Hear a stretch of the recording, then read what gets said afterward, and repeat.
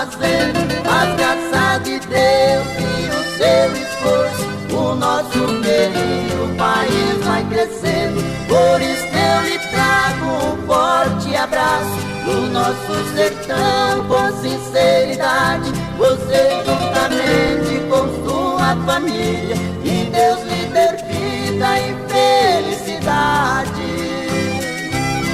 Alô, motoristas de todo o Brasil, esta é a homenagem de Leone, Barolito e Jangadinha, o trio rei da estrada.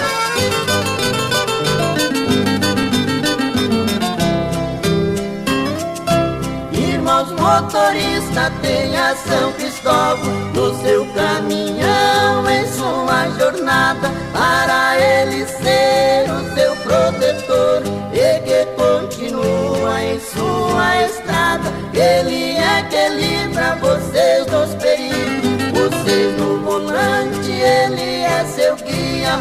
Peguem pra Deus e Nossa Senhora para abençoar o seu dia a dia.